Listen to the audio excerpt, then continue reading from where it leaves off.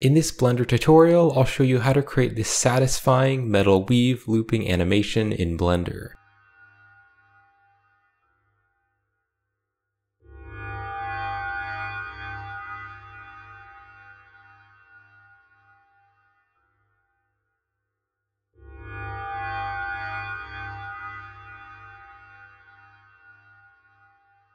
Now real quick before we start, videos like these are made possible thanks to my supporters. So if you'd like to help support me and this channel, then some great ways to do that are by checking out my Gumroad store and my Patreon page with the links in the description.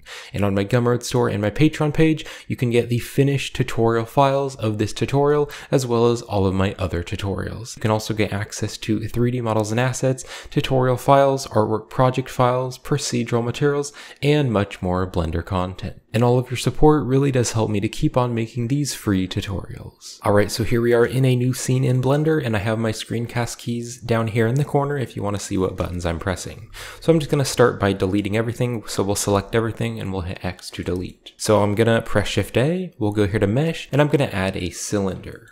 Now, right after you add the cylinder, before you move it around, you can click right here on the Add Cylinder settings, and then right here on the vertices, I want to turn this up so it has more geometry, so I'm going to turn the vertices up to 60, and then I can close the Add Cylinder settings. So let's go into Edit mode with the Tab key, and I'm going to select everything, and I want to make it longer, so I'm going to scale everything on the Z-axis, and I'll type in 3 and then Enter, so that it is much taller. So I'm now going to go back to object mode, and I want to rotate everything on the y-axis, and I'll type in 9, 0, and enter, so it's rotated over by 90 degrees. So I'm now going to go back into edit mode, and I want to add some loop cuts in here to give it more geometry. So I'll press Ctrl R, and then after I press Ctrl R, I'm going to type in 100, and then after you type in 100, you can left click and then right click, so that the vertices stay in the center there. And then I also want to go here to the face select, and I want to select this face, and we'll delete the faces, and then over here we're going to select this face and we'll delete the faces. So I now want to rotate the vertices around so that we can make the metal weave. So I will click right here to go to the vertex select, and I'll hold down the Alt key and just select that loop of vertices right there. And I want to rotate it, but as I rotate it, I want the other vertices to move along with it. So I'm going to hit the O key, and the O key is going to turn on the proportional editing. Now I want the fall off to be linear so they all rotate at the same amount. So if I click here on the drop down, I'm going to change this to linear. So I can now hit R to rotate, and you can see as I scroll my mouse wheel, it's going to pull around the vertices that are inside the circle. So I'll just scroll my mouse wheel out so the circle is bigger, but then I don't want to rotate it on any direction. I want to rotate it on the X. So after you hit R to rotate, you can hit X to bring it around on the X axis. And then I want to rotate it to a specific amount. So I'm going to type in 360 and hit enter. So 360 degrees is all the way around. So now you can see that if I hold down the Alt key and just like select a loop right there, you can see that it's going all the way around in a circle. So that's going to be the metal weave.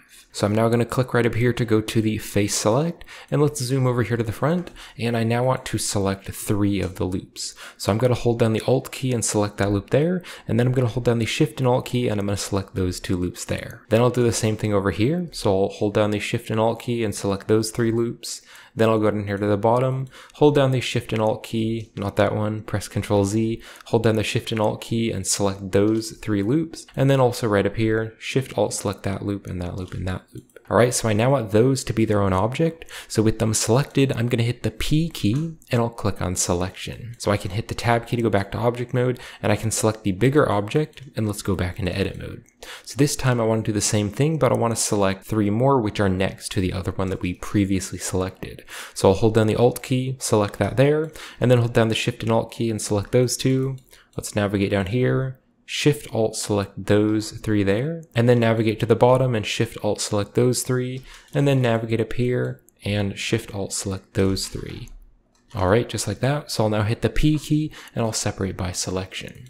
So we can hit Tab to go back to object mode, and if we select the largest one here, I don't need this anymore, so I'll hit X and I'll click on delete. So now we have the 2 weave pieces.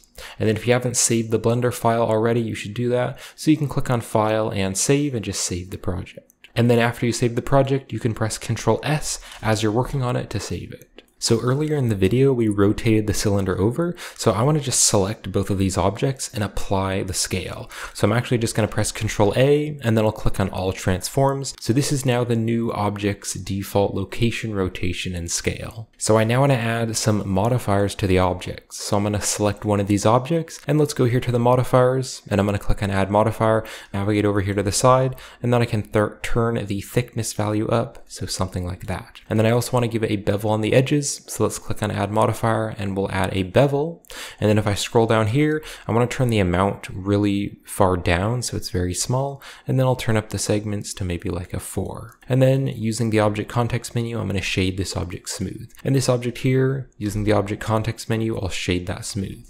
So I now want this object to have the same modifiers. So what I'm going to do is select this object first, and then I will hold down the Shift key and select this other object last. So the object which has the modifiers is selected last.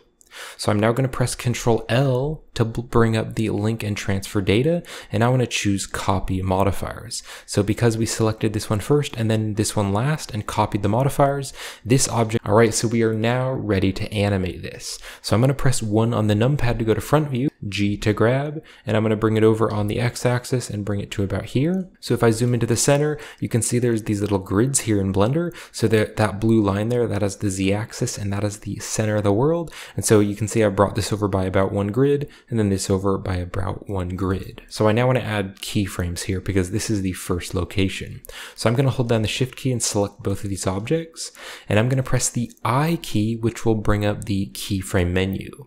And I'm going to add location, rotation, and scale. Now, to continue with the animation, I'm going to click on this button here, and this is the auto key. So now that the auto key is on, whenever I move the objects, it's going to automatically add a keyframe. So I now want to go to frame 200. So you can click right here and drag it over to frame 200, or right here on the active frame, you can type in frame 200. And also the end frame here, let's change that to 200 as well, so that it's only 200 frames. And I now want to move them to the opposite sides. So I'll press 1 on the numpad to go to front view, and I'm just going to select this object here.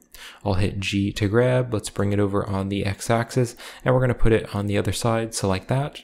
Then I can select this object and hit G to grab and bring this one over and bring it over to where the other one was.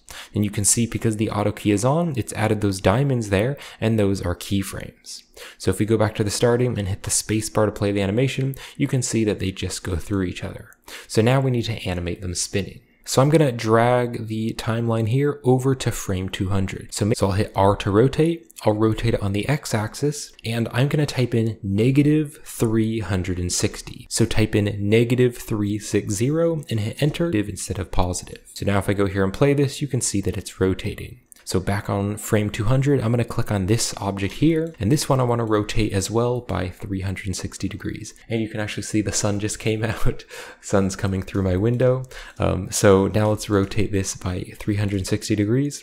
So I'll hit R to rotate. I'll rotate it on the x-axis, and I'll type in 360 for 360 degrees and hit enter.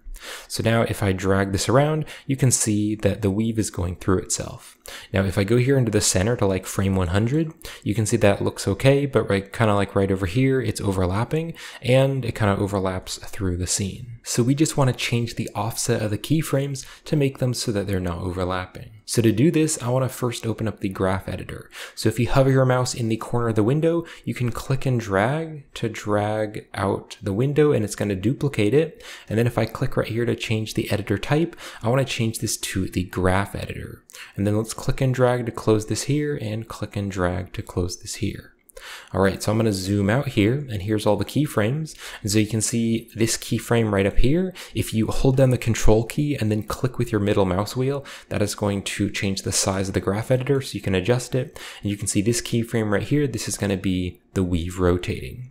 So I'm first going to press the space bar to play this, and we can watch the weave moving.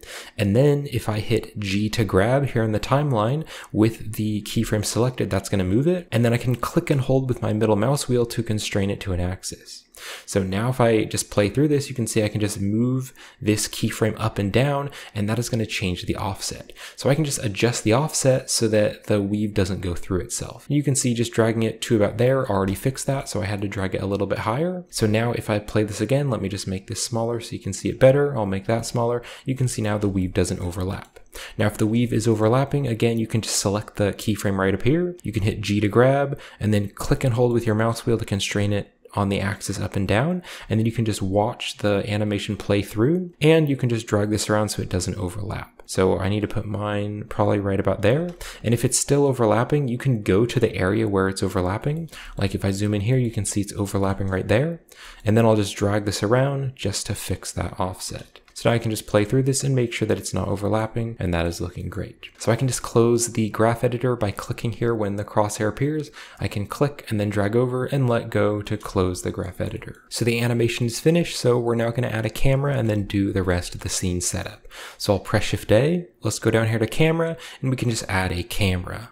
And then I want to move the camera to kind of about here, so kind of bring it up here. So just move your view to wherever you want the camera to be, and then you can press Control Alt Numpad 0, and that is going to bring the camera to where you are. And then if you click up here, that'll select the camera, and you can hit G to grab and just kind of move the camera around. You can also zoom the camera in and out by hitting G to grab, and then you can double tap the Z key to bring the camera in and out. And you can see I accidentally added a keyframe here because the auto key was on, so I'm going to click here to turn off the auto key, and then you can just click there to select that diamond and hit X and just delete the keyframes because we don't want to add a keyframe to the camera. And I think I want to bring the camera a little bit back so that you can see more of it. All right, so we can now set up the lighting and the materials. So for the lighting, I'm going to be adding in an HDRI from polyhaven.com, and it's a free HDRI, and I'll have the link in the description if you'd like to download it. So to add in the HDRI, we're going to open up the side panel here, and we're going to go to the world properties. And then let's click on the yellow dot here next to color, and under texture we can choose environment texture, and then let's just click on the open button to open up the texture. So here is the HDRI that I'm going to be using. It is the Blue Photo Studio HDRI. Again, link is in the description if you'd like to download it. And I downloaded the 1K version and the HDR version on Polyhaven. So just click on the HDRI once you've downloaded it and click on Open Image. And then I can hold down the Z button and move my mouse up into the rendered view. And you could do this tutorial in Eevee if you wanted to. Eevee will render faster, but I do want it to look pretty realistic, so I'm going to be using the Cycles rendering engine. But you could use Eevee if you want to. And then also in the camera, I'm going to press Control B and drag a box around the camera and let go so that it adds a camera boundary and it'll only render what the camera can see. So in the viewport, it'll be a bit faster because it won't have to render anything around here. So now we can play through that and just watch that. Now also to make the colors look a bit nicer, I'm going to go up here to the render properties and I'm going to open up the color management. And here on the view transform, I'm going to use Filmic, and then on the look here, I'm going to change this to very high contrast, and that'll pop out the colors and make everything more contrasty and saturated. So I now want to create a procedural material for the metal. So let's click on the object here, and then I can click over here to go to the shading workspace. And I will go back into the rendered view so I can see that. So let's click here on new to add a new material in the shader editor, and I can just rename this to metal. So to make this look like metal, I can first take the metallic value and I can turn that all the way to 1, and then this roughness here, I can just turn that down. But I want to make the roughness value so it's slightly different in different areas, so I want to add a texture into the roughness value. So I'll press Shift A and I'll go to the search, and I'll search for the noise texture. Let's drop the noise texture here, and then I want to select the noise texture, and I want to press Control T to add the texture coordinate and mapping nodes. Now, if that didn't work, that's because you need to enable the Node Wrangler add-on, and to enable the Node Wrangler, you can click on Edit, and you can go to the Preferences, and then over there in the Add-ons tab, just search for Node Wrangler and enable the Node Wrangler add-on. So if you select the noise texture here, you can press Control T, and that will add the texture coordinate and mapping. And I want to use the object coordinates, so let's plug the object into the vector. And I'm using the object coordinates because the object coordinates will place the noise texture on the object more evenly. And then I can Control Shift and select the noise texture, and by Control Shift and selecting the textures, that is going to preview it. And we can now change some of the settings. So let's turn the scale to 8, and the detail here, we can turn that to the max of 15, and also the roughness here, I'll turn that up to like a 0.7, so there's more detail. And then this distortion here, I'm going to turn that up to a small value of 0.15. All right, so I now want to take the factor and I want to put that into the roughness of the principled shader, and then I can Control Shift and select the principled shader to preview it. And then also to make this look a bit more like metal, I'm going to turn on the anisotrophic to make this look like a different type of metal. Now I want to be able to adjust the roughness, so we can adjust the colors of the noise texture and that'll change the roughness of the metal. So I'll press Shift A and I'll go to the search, and I'm going to search for a color ramp, and let's put the color ramp between the noise texture and the principled shader. And then I want to make it more contrasty, so I'm going to drag the black tab over here and then also the white tab over here. So if you drag the black tab over, you can see if it is darker, it's going to be more shiny, and if the white tab is dragged over here, you can see if it's more white, it's going to be more rough. And then I do want to change the colors a bit, so on the black color here, I'm going to make this a bit lighter so it's a little bit more gray, so that'll make it a bit more rough. But then this white tab here, I want to click on this color and I want to make this kind of like a light gray.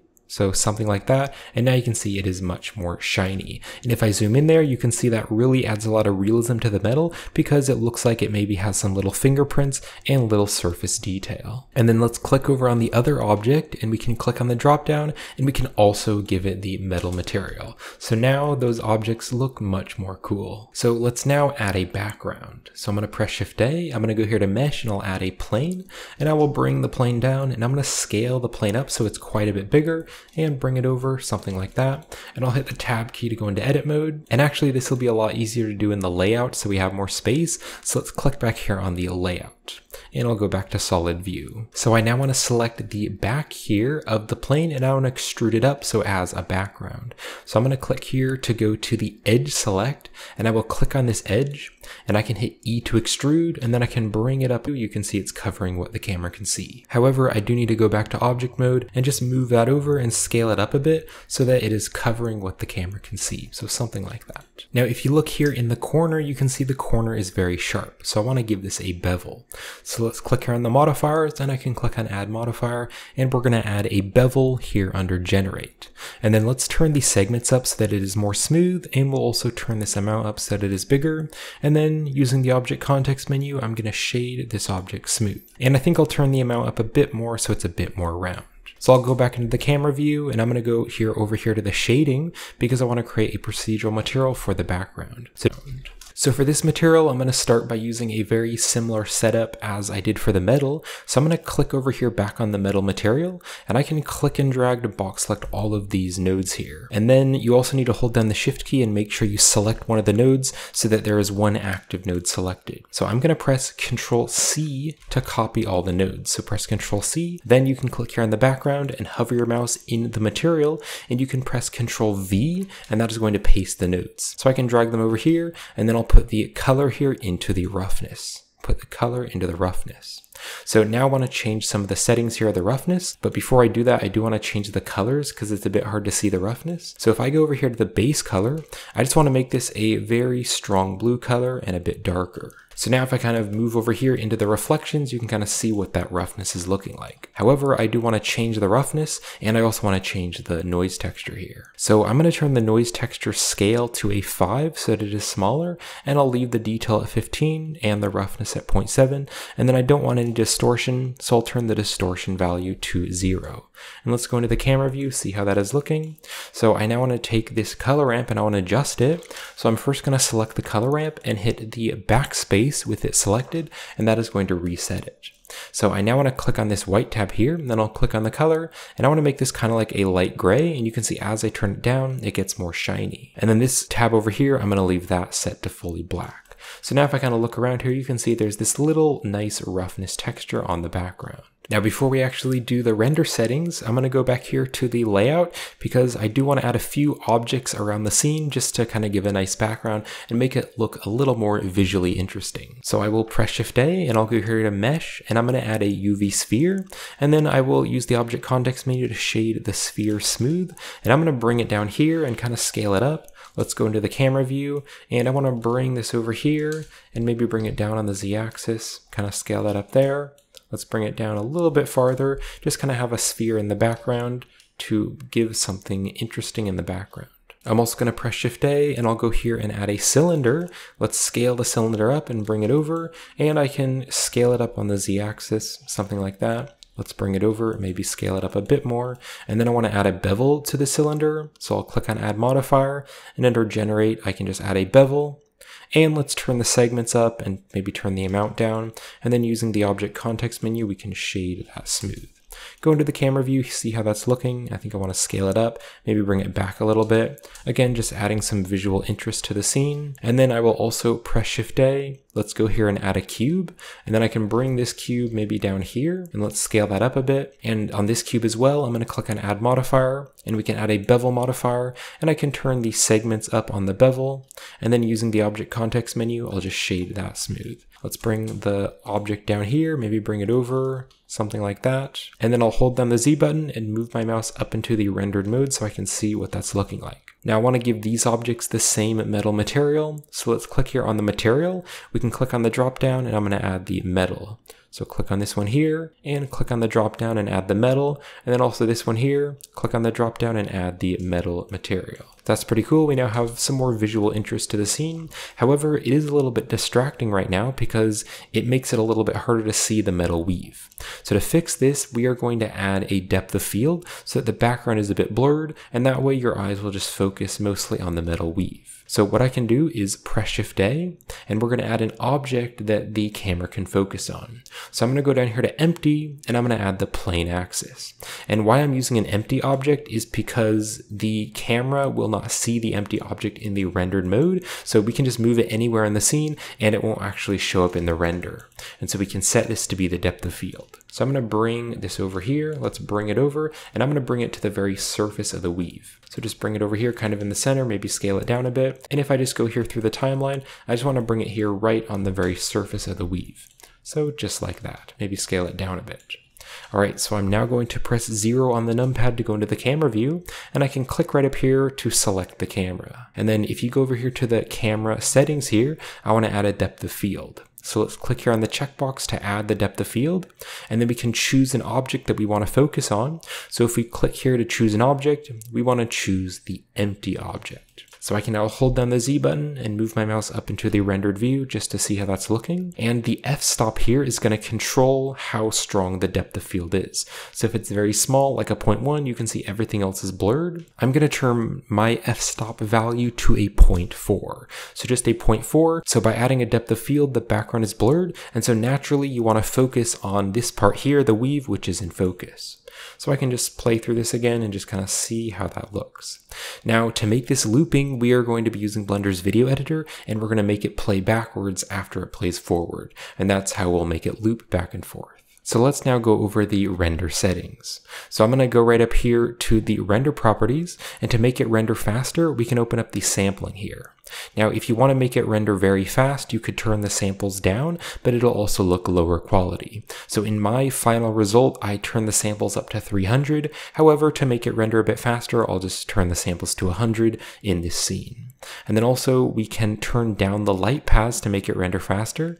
So let's open up the light paths here, and we can go to the max bounces. So I'm going to turn the total to 2 and the diffuse and glossy to 2, but then all these other values, so the transmission and the transparent and the indirect light, and also the filter glossy and the reflective and refractive caustics, we can all turn those off. And this way Blender won't have as many light paths to calculate, and so it'll render a bit faster. So we'll now give this a render and do some compositing. So I'll press Ctrl S again to save the Blender file, and then to render, you can click on render, and you can render the image, or you can press the shortcut key, which is F12. And we're just going to have Blender render one frame, and then after it's rendered that one frame, we'll do some compositing. So I have a pretty fast GPU, so it rendered really quickly, so now we'll do some compositing. So let's click here to go to the compositing layout here, and I can click on use nodes to use the compositing nodes. So I just want to add a couple of nodes, so I'll press Shift A, I'll go here to the search, and I first want to search for the denoise node. So let's click on the denoise, and we can drop it here in between the render layers and composite. And then to preview the compositing in the background, I'm going to hold down the Control and Shift key and select the denoise. So that's going to add the viewer node, and that's again using the Feature the Node Wrangler add-on. And now you can see the denoised image is in the background. Now to make it a bit faster, I'm going to change the accurate to fast instead, so it just goes a bit faster. And then one more thing that I want to do is add a little bit of a lens distortion, because I think that does look pretty cool.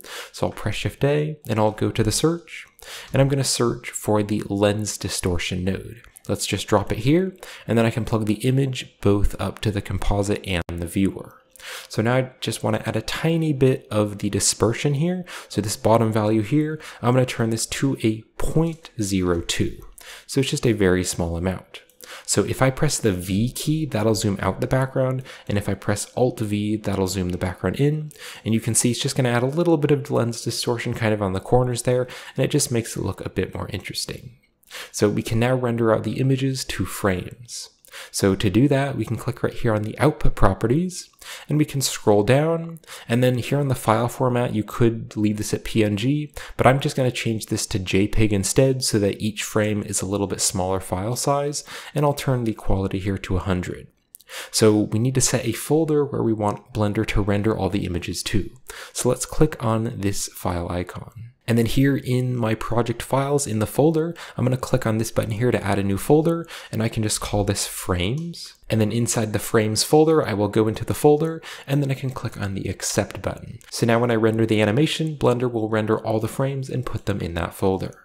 So let's press Ctrl S again to save the project, and then also make sure that your end frame is 200 because we only want it to render 200 frames. So I can now click on render and click on render animation, or you can use the shortcut key of Ctrl F12.